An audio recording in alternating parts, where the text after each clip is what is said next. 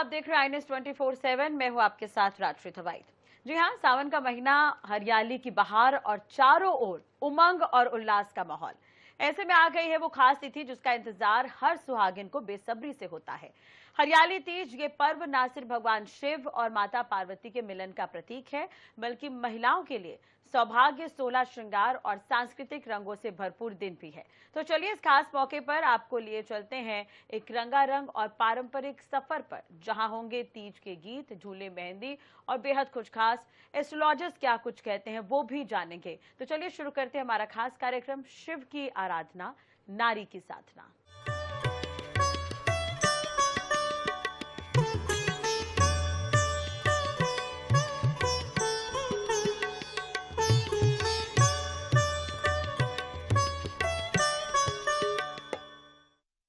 हमारे साथ खास मेहमान इस वक्त जुड़े हुए हैं, एस्ट्रो संगिनी हमारे साथ जुड़े हुए हैं, जो तीज का महत्व बताएंगी और क्या कुछ मुहूर्त हैं, किस तरह से हम पूजा कर सकते हैं, ये भी वो हमें बताते हुए नजर आएंगे।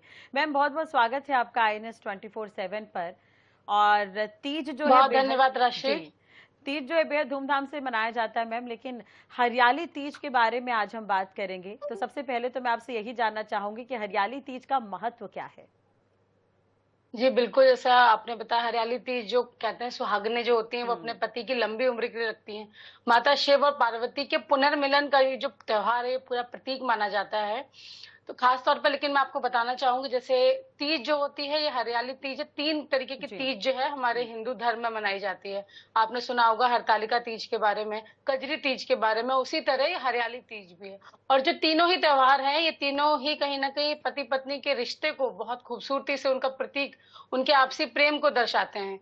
ये और तीनों ही तीज कहीं ना कहीं माता पार्वती और शिव से जुड़े हुए माने जाते हैं। तो ये जो हरियाली तीज है जिसकी हम आज बात कर रहे हैं, जिसके उत्सव को मनाने के लिए आज हम यहाँ इकट्ठा हुए हैं, तो हरियाली तीज के बारे में बता दूं मैं कि ये माता पार्वती और शिव के पुनर्मिलन की कथा है। शिव पुराण में इसका जिक्र है, जो मैं आपके आगे बताऊंगी। इस दिन जो महिलाएं होती हैं अपनी पति की लंबी उम्र के लिए व्रत रखती हैं, 16 श्रृंगार करती हैं, खूब धूमधाम से गीत गाती हैं, झूले झूलती हैं। हरे कलर के आप देखेंगे जो इसकी तस्वीरें आती हैं हरियाली तीज की, हरे रंग में हरे रंग की चूड़ियां, बिंदी, हरी साड़ियां, लहंगे, तो बहुत ही खूबसूरत दृश्य जिसे कहना चाहिए वो हमें देखने को मिलता है। तो कहीं ना कहीं पूरा एक उत्सव की तरह ये जो त्योहार है वो मनाया जाता है। पंचांग की अगर मैं बात करूं तो पंचांग के अनुसार सावन महीने के शुक्ल पक्ष की तृतीया को हर साल ये जो पर्व है वो मनाया जाता है। जी राश्री। चलिए अब मुहूर्त की भी हम बात कर लेते हैं, क्योंकि जो महिलाएं इस दिन व्रत रखने जा रही हैं, तो हरियाली तीज के लिए शुभ मुहूर्त क्या कुछ रहने वाला है। जी, अगर मैं इस साल की बात करूं तो साल 2025 27 जुलाई को हरियाली तीज का पर्व मनाया जाएगा, क्योंकि जैसा मैंने बोला कि सावन माह के शुक्ल पक्ष की तृतीया को ये जो पर्व है वो हर साल मनाया जाता है। तो इस साल जो तृतीया पड़ रही है वो 27 जुलाई को पड़ रही है। लेकिन मैं बता दूं, जैसा हमेशा आपने देखा होगा कि त्योहार को लेके हमेशा कंफ्यूजन और एक असमंजस होता है कि 2 तिथियां होती हैं। तो जो तृतीया तिथि है वो भी इस बार शुरू तो हो जाएगी 26 जुलाई की रात को 10:41 पर क्योंकि हिंदू धर्म में और जो पंचांग शास्त्र हमारे कहते हैं उसके मुताबिक जो उदया तिथि होती है, उदया तिथि यानी जब सूर्य उदय जिस राशि में या जिस तिथि पर होता है, तो इसीलिए हम ये त्योहार 27 जुलाई को ये सूर्य जो है वो तृतीया में उदय होगा। तो जो 27 जुलाई है उस दिन हम लोग हरियाली तीज का त्योहार मनाएंगे। तो 27 जुलाई को सारी बहनें, सारी माताएं, सारे व्रत रखेंगी और उत्सव मनाएंगी। जी बिल्कुल। चलिए देखिए, हरियाली तीज जो है इस बार नवविवाहिता और जो पहली बार जो तीज रख रही हैं, उन्हें किन बातों का ख्याल रखना होगा। जी, वैसे तो मैं ये बोलूंगी ये त्योहार सभी के लिए, लेकिन खास तौर पे कोई भी चीज जब जिंदगी में पहली बार होती है या पहली बार कोई जब ये व्रत रखने जाते हैं, तो जो उनका उत्साह होता है वो अपने आप में देखने वाला होता है। तो जो लोग पहली बार ये व्रत रखने जा रही हैं, जाहिर सी बात है उनमें उत्साह बहुत है, उमंग बहुत है। लेकिन कुछ बातों का, क्योंकि पूजा पाठ में नियम कायदे भी बड़े जरूरी होते हैं, तो उन्हें कुछ नियमों का ख्याल रखना तो बहुत जरूरी, क्योंकि ऐसा ना हो कि उत्साह और उमंग में एक छोटी सी भी गलती आपके पूरे व्रत को कहीं ना कहीं खराब कर दे। तो आपको करना क्या है, जैसे 16 श्रृंगार की मैंने बात की, तो 16 श्रृंगार हमारे हिंदू धर्म में बड़े मायने रखते हैं। तो जब आप व्रत उठा रहे हैं, व्रत करने जा रहे हैं, तो 16 श्रृंगार कीजिए। खास तौर पर मेहंदी लगवाइए, ठीक है। इस दिन मेहंदी लगाने का बड़ा प्रचलन होता है, मेहंदी लगवाइए। व्रत से एक दिन पहले मैं बोलूंगी थोड़ा हल्का आहार रखिए, ताकि व्रत वाले दिन आपको कोई दिक्कत ना हो। तो व्रत के एक दिन पहले शाम में बहुत हल्का भोजन लीजिए, मेहंदी लगाइए। बाकी सारे जो श्रृंगार होते हैं महिलाओं के, नए नए वस्त्र लेके आइए। कोई भी पुराना वस्त्र, आपके हर एक वस्त्र जो होना चाहिए वो नया होना चाहिए। तीज वाले दिन सुबह जल्दी उठिए, जल्दी उठ के स्नान कीजिए, भोलेनाथ का ध्यान कीजिए, माता पार्वती का ध्यान कीजिए, सारा दिन मन में जाप कीजिए, भगवान का जाप कीजिए, साथ में अपने और ऐसा नहीं है कि हम व्रत पूजा कर रहे हैं और पति पर ध्यान ही नहीं दे रहे हैं, तो पति को कम से कम एक दिन, तो मैं ये कहूंगी बहुत अच्छे से, वैसे 365 दिन रखना चाहिए, लेकिन एक दिन खास जी। तौर पे पति से कोई झगड़ा ना करें, किसी तरीके का मनमुटाव ना रखें और सारा दिन भगवान की भक्ति में लीन रहते हुए अगर आप ये व्रत करते हैं, खास तौर पे वो कहते हैं ना, ईश्वर क्या देखता है, ईश्वर आपके भाव देखता है। तो आप बाकी चीजें तो करें, लेकिन भाव का विशेष तौर पे ध्यान रखें। और अगर मैं शाम की बात करूं तो फिर महादेव की मूर्ति अगर आप खुद मिट्टी से बनाते हैं तो बहुत अच्छी बात है, नहीं बना सकते हैं तो आप लेके आ जाइए, साथ में माता गौरी को और शिव को एक साथ विराजित कीजिए। और मैं पूजा की विधि भी यहाँ बता देती हूँ। आप एक लाल कलर का कपड़ा लेंगे, चौकी जो हम लगाते हैं, चौकी लगाइए, उस पर लाल कलर का कपड़ा बिछाइए, उस पर माता शिव, भोलेनाथ की और माता पार्वती की मूर्ति स्थापित कीजिए, उन्हें पूरे 16 श्रृंगार जो आप खुद करने वाले हैं उन्हें वहां पे अर्पित कीजिए, उन्हें माता जो पार्वती है उनको 16 श्रृंगार चढ़ाइए और विधि विधान से, जैसे जो हमारे हिंदू धर्म में विधि विधान होता है, धूप चढ़ाइए, फल चढ़ाइए, तो आपकी पूजा बहुत सफल होने वाली है। बिल्कुल। चलिए मैम, अब पूजा किस तरह से करनी वो तो आपने बता दिया, लेकिन किन किन पूजा सामग्री का हम इस्तेमाल कर सकते हैं पूजा के दौरान? इसके अलावा हरियाली तीज की कथा के बारे में भी मैं आपसे जानना चाहूंगी। बिल्कुल बिल्कुल बिल्कुल।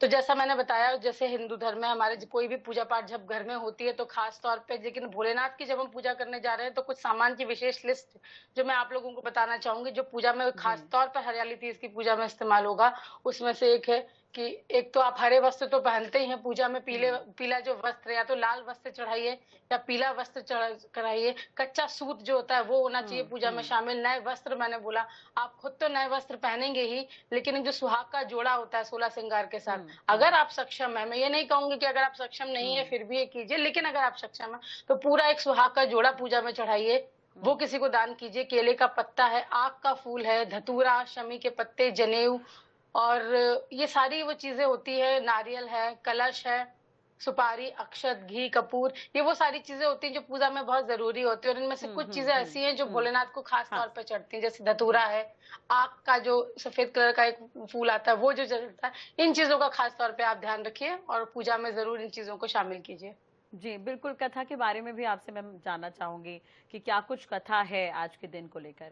तो जी राष्ट्रीय, जैसा आपने पूछा मुझसे कि जो हरियाली तीज की कथा है, तो मैं आपको बता दूं, जैसे मैंने आपको शुरुआत में कहा, ये शिव और पार्वती के मिलन ने, इनके पुनर्मिलन की जो कथा है उसके उत्सव के तौर पर हम हरियाली तीज मनाते हैं। अगर मैं शिव पुराण की बात करूं तो शिव पुराण की रुद्र संहिता में इस कथा का जिक्र मिलता है।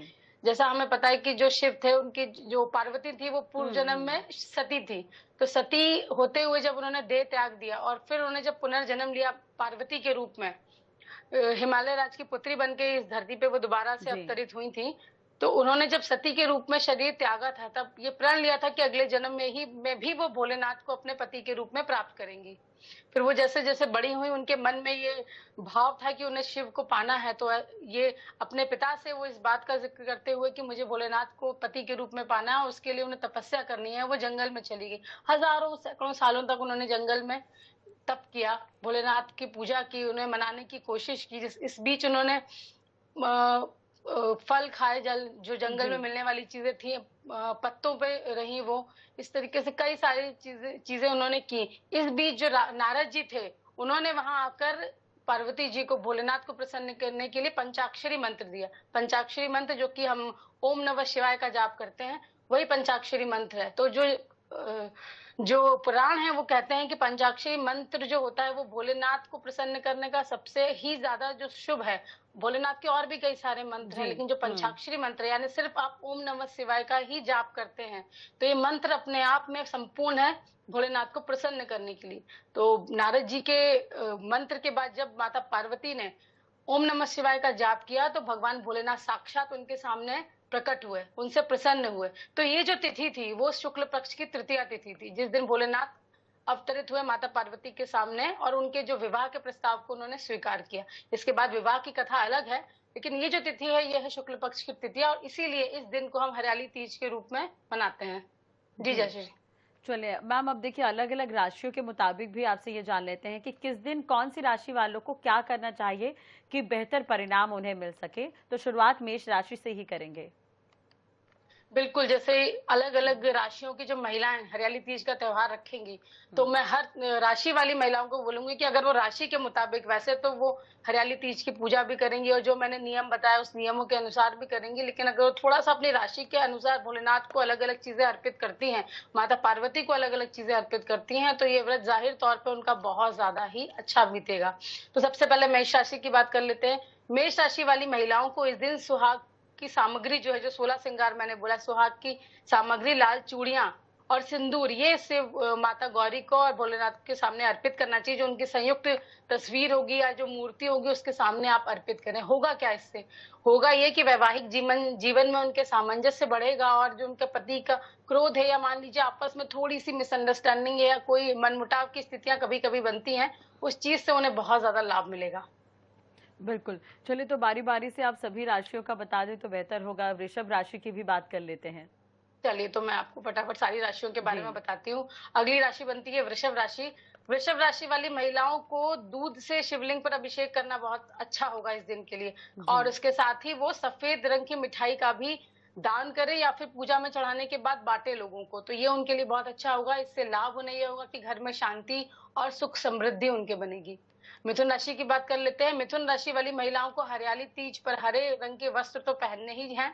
खास तौर पर माता पार्वती को भी हरे रंग की चूड़ियां वो चढ़ाएंगी तो उनके लिए बहुत शुभ होगा। लाभ इससे क्या होने वाला है? लाभ होने वाला है कि संतान से जुड़ी हुई कोई भी समस्या अगर उनकी जिंदगी में है तो वो दूर होगी और उनके जो पारिवारिक रिश्ते हैं वो बहुत मजबूत होंगे। अगली राशि की तरफ बढ़ते हैं। कर्क राशि वाले। कर्क राशि वाली महिलाओं को क्या करना है इस दिन? उन्हें माता पार्वती को सफेद रंग का फूल चढ़ाना है और साथ में चावल चढ़ाने, चावल की खीर चढ़ा सकते हैं। आप किसी भी रूप में उन्हें चावल जरूर चढ़ाइए। इससे लाभ क्या होगा? लाभ ये होगा कि मन की चिंता दूर होगी। जैसे कर्क राशि का जो स्वामी होता है वो चंद्रमा होता है, तो कर्क राशि वाले अक्सर आप देखना बड़े इमोशनल माने जाते हैं। तो अगर वो चंद्रमा की चीजें, चावल जो होता है वो भी चंद्रमा की वस्तुओं में गिना जाता है, अगर वो चढ़ाते हैं तो उनके जो मन में एक उतार चढ़ाव अक्सर होता है, मन से बड़ी जल्दी व्यथित हो जाते हैं, वो समस्या से वो लोग दूर होंगे। उनका वैवाहिक जीवन बड़ा सुखद रहने वाला है। अगली राशि सिंह राशि की बात कर लेते हैं। सिंह राशि वाले जो महिलाएं ये व्रत करने जा रही हैं वो इस दिन गाय को गुड़ और रोटी खिलाएं। माता पार्वती और शिव की तो पूजा करे ही करे, साथ में गौ माता को भी वो गाय को रोटी और गुड़ खिलाएंगे तो उनके लिए बड़ा अच्छा रहने वाला है। इससे फायदा क्या होगा? इससे उन्हें जो लाभ होगा वो उनके मान सम्मान में वृद्धि होगी और उनके पति की तरक्की भी होगी इस उपाय से, तो ये उपाय जरूर कीजिएगा। अगली राशि की बात कर लेते हैं कन्या राशि की। कन्या राशि वाली जो महिलाएं हैं वो इस दिन शिवलिंग पर कच्चा दूध और बेलपत्र अर्पित करें और साथ ही साथ माता पार्वती को हरे रंग की चूड़ियां या हरा रंग नहीं हो तो किसी भी रंग की चूड़ियां जरूर चढ़ाएं। होगा इससे ये कि उनके भी वैवाहिक जीवन में जो संतुलन है वो बड़ा जबरदस्त तरीके से बना हुआ रहेगा। तुला राशि वाली महिलाओं को मैं कहूंगी कि माता पार्वती और भोलेनाथ को सुगंधित फूल चढ़ाएं, जरूर सुगंधित फूल चढ़ाएं और इत्र चढ़ाएं। इससे क्या होगा? इससे इनके वैवाहिक जीवन में शुक्र का, वीनस का जो प्रभाव है वो बढ़ेगा। उससे क्या होता है? सौंदर्य बढ़ेगा, प्रेम बढ़ेगा, आकर्षण बढ़ेगा एक दूसरे के प्रति। तो तुला राशि वाले इस बात का बड़ा ख्याल रखें। अगली राशि है वृश्चिक राशि। वृश्चिक राशि की बात कर लेते हैं। वृश्चिक राशि वाली जो महिलाएं हैं वो लाल रंग का फूल चढ़ाए माता पार्वती को और साथ ही साथ हरे रंग के कपड़ों के साथ कुछ लाल रंग का एसोसिएशन भी है, लाल रंग का इस्तेमाल भी अपने कपड़ों में, चूड़ियों में करेंगी तो बड़ा अच्छा उनके लिए शुभ फल देने वाला होगा। इससे उनको जो लाभ होगा वो बता देती हूँ। पति पत्नी के संबंध मजबूत होंगे ही, उसके लिए तो हम ये पूजा कर ही रहे हैं। पूरा जो त्योहार है वो इसी पे समर्पित होता है। साथ ही साथ अगर उनकी कोई मनोकामना है तो वो भी आप देखेंगे कि बड़ी जल्दी पूरी होती हुई दिखाई देती है अगर वो ये उपाय करती है। धनु राशि की बात कर लेते हैं। धनु राशि वाले पीले रंग के वस्त्र साथ में पहने और केले के पेड़ के नीचे दिया जलाएं इस दिन। आप माता पार्वती की और भोलेनाथ की पूजा करें, लेकिन केले के पेड़ में भी एक दिया जलाएं। संतान सुख में इससे वृद्धि होगी और जीवन में स्थिरता आएगी। अगर कोई जीवन में उतार चढ़ाव है तो उससे आप बचेंगे और एक स्थिरता आपके जीवन में जरूर आएगी। तो मकर राशि की बात कर लेते हैं। मकर राशि वाले जो महिलाएं हैं वो इस दिन शिव पार्वती को तिल के लड्डू चढ़ाएं और साथ में जलाभिषेक तो करें ही, साथ में तिल के लड्डू चढ़ाएं। इससे उनकी आर्थिक स्थिति है उसमें बड़ी मजबूती आएगी और जो जिम्मेदारियां हैं वो थोड़ी सी आसान होंगी। तो चलिए अगली राशि है कुंभ राशि। कुंभ राशि की बात कर लेती हूँ। तो जो कुंभ राशि के जातक की कुंभ राशि का स्वामी शनि होता है, तो आपको भोलेनाथ को तो प्रसन्न करना है। इसी के साथ अगर आप नीले रंग के वस्त्र धारण करते हैं और माता पार्वती को नीले रंग का फूल और साथ में इत्र चढ़ाते हैं, तो आपके लिए बड़ा ही सौभाग्यशाली रहने वाला है। इससे लाभ क्या होगा, मानसिक तनाव आपका कम होगा और वैवाहिक जीवन में ठहराव आएगा, वैवाहिक जीवन में आपसी प्रेम बढ़ा रहेगा। चलिए आखिरी राशि, राशि चक्र की अंतिम राशि पर हम आ चुके हैं, मीन राशि। मीन राशि की भी बात कर लेते हैं। मीन राशि वाले पीले रंग के फूल माता पार्वती को जरूर चढ़ाएं और शिव जी को बेसन से बनी हुई मिठाई अर्पित करें। आप ये करें और इससे आपको जो लाभ है, दाम्पत्य जीवन में आपके आनंद ही आनंद होगा, सुख बढ़ेगा, संतान सुख की प्राप्ति होगी। तो इस तरीके से आप सभी राशि वाली महिलाएं अगर अपना हरियाली तीज की कथा के साथ, विधि विधान के साथ तो पूजा करें ही, इन छोटी छोटी चीजों का भी ख्याल रखेंगी, तो ये जो त्योहार है, ये जो पर्व है, आपके जीवन में बहुत ज्यादा खुशहाली लेके आएगा। चलिए मैम, आखिर में जो दर्शक हमें देख रहे हैं उनके लिए आप क्या कुछ कहना चाहेंगे? मैं सभी से ये कहना चाहूंगी, जैसे मैंने शुरुआत में भी राशि कहा था कि हम पूजा पाठ करते हैं, कोई भी जैसे हरियाली तीज है, करवा चौथ है, और भी कई सारे व्रत है। अगर मैं पति पत्नी के रिश्ते की ही बात करूं, तो ऐसा नहीं होना चाहिए कि हम व्रत तो कर रहे हैं, हम भगवान को तो मना रहे हैं, लेकिन एक दूसरे के प्रति ना तो इज्जत है ना तो प्रेम है। क्योंकि जब आपके आपसी रिश्ते, क्योंकि हम अगर ज्योतिष में भी जाके देखें तो हमारे जो रिश्ते हैं वो कहीं ना कहीं हमारे ग्रहों से नोट करते हैं। तो आप भोलेनाथ की पूजा कीजिए, माँ पार्वती की पूजा कीजिए, लेकिन साथ में अपने पति को, अपने घर के बाकी सदस्यों को वो सम्मान भी दीजिए। और साथ ही साथ में पतियों को भी ये कहना चाहूंगी आपके मंच से कि अगर आपकी पत्नी आपको ईश्वर स्वरूप रूप दे के आपकी पूजा कर रही है, तो आप भी उन्हें माता पार्वती जितना सम्मान दें जितना भोलेनाथ माता पार्वती को देते हैं जी। अगर आप इस तरीके से रहेंगे तो कोई पूजा पाठ जो है उसका जो फल है वो अपने आप 100 गुना बढ़ जाएगा। चलिए, बहुत बहुत शुक्रिया मैम जुड़ने के लिए और ये जानकारी देने के लिए। तो देखा आपने किस तरह से आप हरियाली तीज पर भगवान शिव की आराधना कर सकते हैं, क्या कुछ कथा है इसकी और कौन कौन सी पूजा सामग्रियों का इस्तेमाल किया जाता है। इसी के साथ ही INH परिवार की तरफ से आप सभी को हरियाली तीज की शुभकामनाएं। नमस्कार।